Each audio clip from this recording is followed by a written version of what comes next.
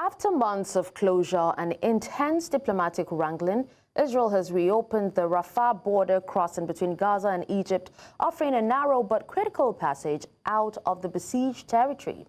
Now, while the move is being framed as a humanitarian breakthrough under a U.S.-backed ceasefire framework, access remains tightly restricted, with only a handful of sick and wounded Palestinians permitted to leave each day and no goods allowed through.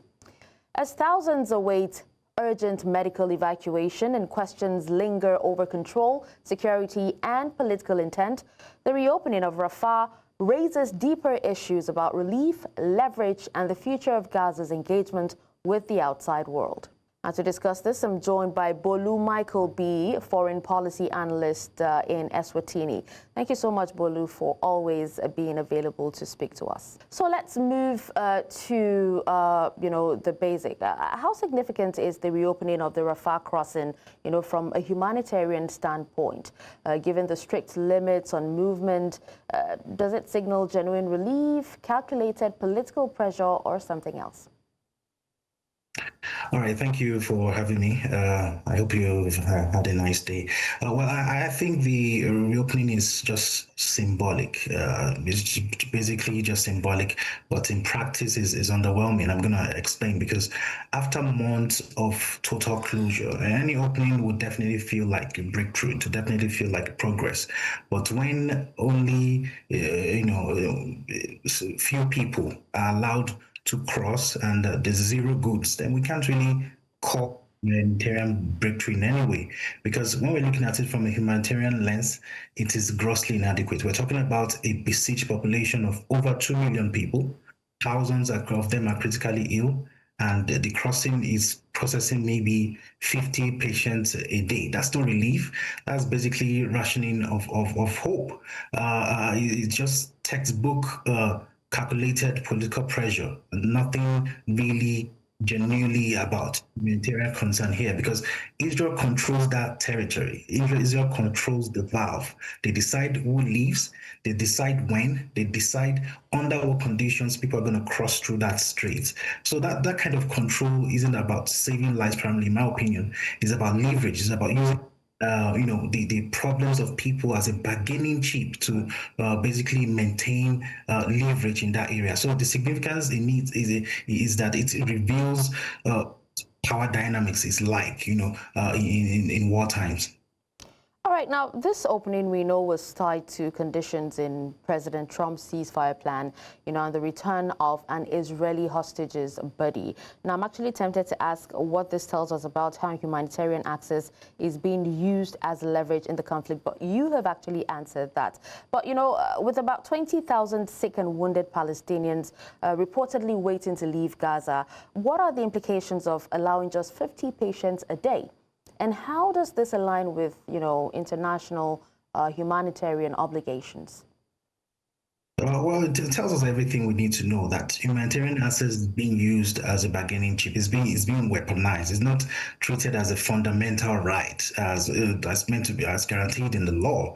It's treated as a tradable commodity, for political negotiation. The fact that opening a border crossing for dying patients will require the return of the body of hostages, so it shows that it's highly transactional. Just, lives on one side are being used as bargaining chip for closure on the other side. So President Trump's framework, I feel it commodified access in that area. It's like saying that you want your wounded evacuated, and you have to meet this condition first, which shouldn't really be the case. From Israel's perspective, they feel that every concession must be reciprocal. They need to do something to get something. That's not an humanitarian gesture at all. But humanitarian gestures are meant to be obligations under international law. But we're seeing it as negotiation points, which should not be the case. So the broader pattern is that humanitarian corridor, the medical evacuations and the food supply, it has all become the pawn in a chess game, and that's why people are stuck in Gaza. And it's just unfortunate that the people that are in critical need of succor are being used as pawns in this war. Okay, so the crossing is being managed by EU supervisors, Palestinian staff, and also remote Israeli security checks. Would you say that this arrangement is sustainable? Are there risks or benefits, that this arrangement actually poses for neutrality and trust? Well, on paper, everything looks good. It looks like, smart multilateralism. You've got the EU involved. Their neutrality is speaking. The Palestinians, they have the local knowledge, and then the Israeli, they have their security operatives. They're all present there. But in practice, it's basically adding a layer of bureaucracy. It's creating friction and massive delay. So the sustainability question hinges basically trust. And in this equation, in this matter, the trust is it's basically absent, or let me say in short supply. Well, the EU supervision can facilitate a couple of things, but they cannot really override Israelis in that area because they control everything. They have the veto power. The Palestinian staff, they can process people, but they cannot speed up remote Israeli checks. They don't have power over those kind of things. So, but there's another aspect of it, and that's the aspect of shared responsibility. So there's no single party that can totally take the blame because now the EU is involved, Palestinians are involved, Israelis. So if things go wrong, theoretically, you cannot pick just one party and blame them for it. But I feel that what is way more in this aspect is the decision-making process. The bottlenecks are increasing. There's no clear line of authority. The remote Israeli security checks are the critical choke point, and they control everything. And Israel controlling everything, they get instruction from the US. So technically, indirectly, the US is controlling that area. So what about Egypt? They have actually insisted, on a two-way movement through Rafah.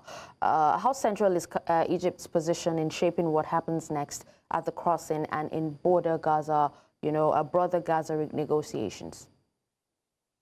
Okay, I sometimes feel bad for Egypt because they are accidental parties in this war because of their geographical location. They just have to be involved in some way. So Egypt is very central in this war. They're arguably more central than people may realize. That Rafah border crossing isn't just a crossing; it's Egypt's pathway to Gaza, and Cairo has immense leverage over where that Rafah crossing is going to work or not. The two-way movement that they want is Egypt's red line, because they don't want to be the one to be seen facilitating a one-way exodus that empties the whole of Gaza into their country. That's going to create a massive refugee crisis, and they've learned over history, and they don't want another displacement crisis to take place. So Egypt, they have legitimate security concerns that are very real. They worry about militant weapons, instability spilling across the border. So while they want to give humanitarian access and help people, they also want to maintain a tight control to have a situation whereby they can manage so that tension does not shape everything they do in the end. Okay, so now moving away from that and looking ahead, do you see this limited reopening as a first step towards restoring Rafah as a full humanitarian corridor, or is it more likely to remain a tightly controlled, symbolic opening amidst ongoing conflict?